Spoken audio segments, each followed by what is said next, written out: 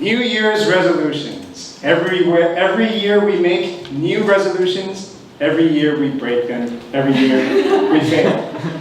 I'll be honest with you, for most of my life, probably all of my life actually, I never actually kept up with my New Year's resolutions, and for many years I laughed at other people who tried to make New Year's resolutions. But here's the thing, I was thinking about this actually 10 minutes ago, about New Year's resolutions, and the thing about New Year's resolutions is, the people who make them, you shouldn't laugh at them because it shows some character, you know? People who make New Year's resolutions, it actually tells you that these are people who want to make changes, shift gears in their life, right?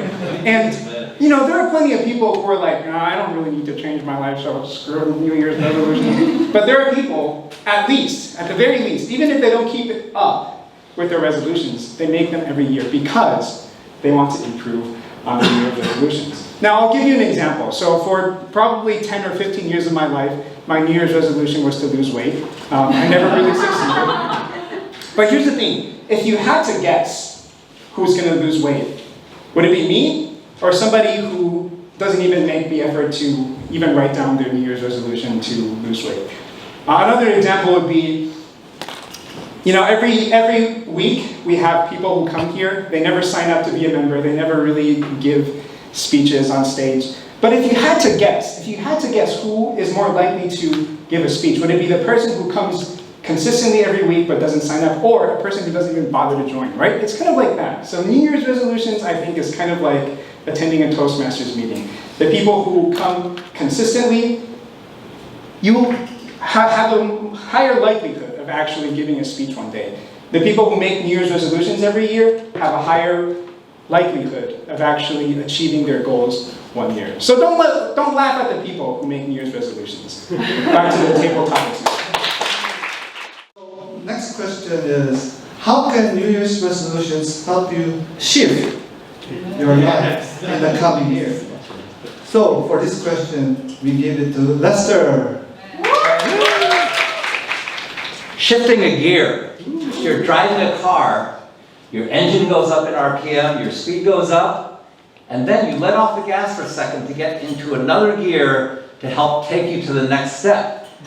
Sometimes if you're going up a hill, the engine starts straining and the gear is too high, so then you shift to get the engine going faster so you have more power to climb the hill. Life is fluid.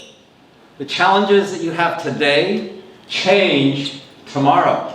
The challenge you have right now, a year from now, could be totally different.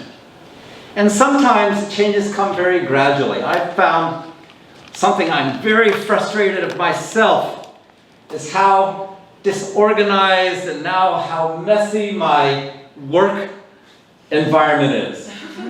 Over the years, samples and different prototypes and things like that get cluttered around the office, and my mind gets more and more cluttered, and I look at the different things, should you throw it away or not? I hear people talk about the change of uncluttering. You hold something, you say, hold it, and you try to remember what it meant to you, and if it was something that doesn't matter, then throw it away, right? I have the problem when it gets to the throwing away point.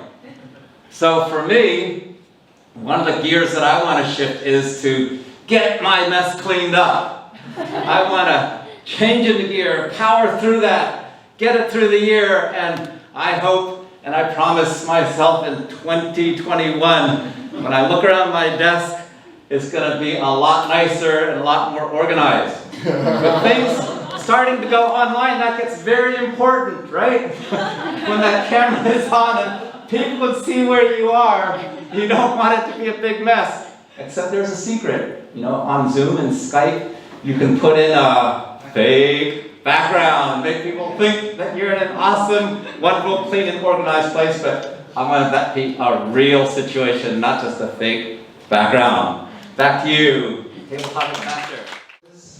What are some New Year's resolutions that you have broken quickly, and why do you think it happened? This question goes to our own Paul. Last year, 2019, I was on the roof of my house looking at the fireworks from Taipei 101. And I looked at those fireworks, and I even told this resolution to my friend Eric. I told him. I looked at those fireworks and I said, in the year 2020, I will not talk about politics.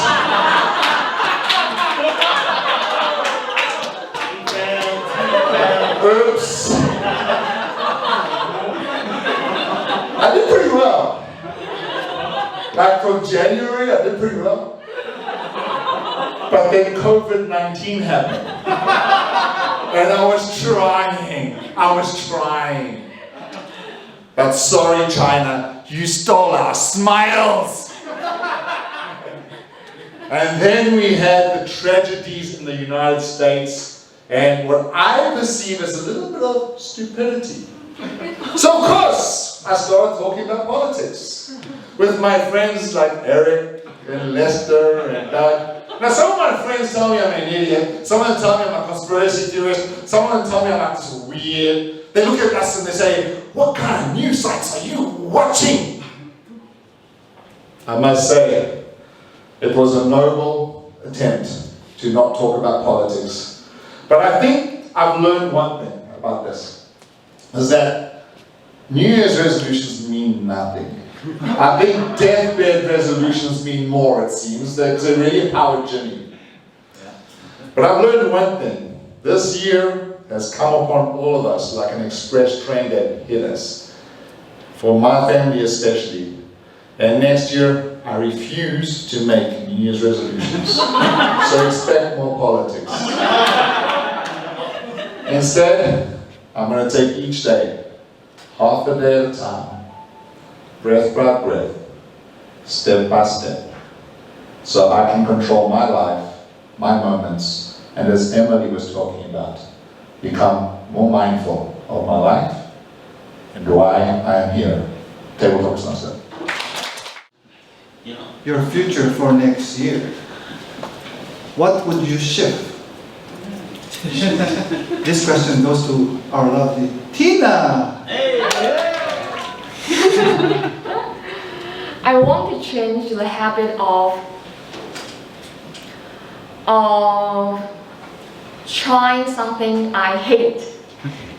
Last weekend, I went to Thailand to attend a music festival. Because of my job, I am a journalist, so I had to write a report about that music festival. But actually, I don't have the habit of joining any festival. So when I went to the venue, the music, rock band, start performing their music, I was shocked. The sound effect, the light effect totally hit my heart. I felt like I was an old lady, like, watching a young band performing music. So I was thinking maybe I went to the wrong place.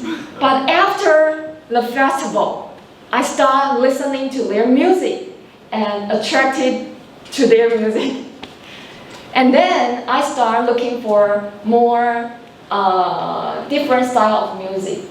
And I think, wow, that's an inspiration to me. Try something new that you never tried, you don't like. And it will start a new window for you. You can see the world from a new perspective. So I encourage you to try something you hate, you never tried.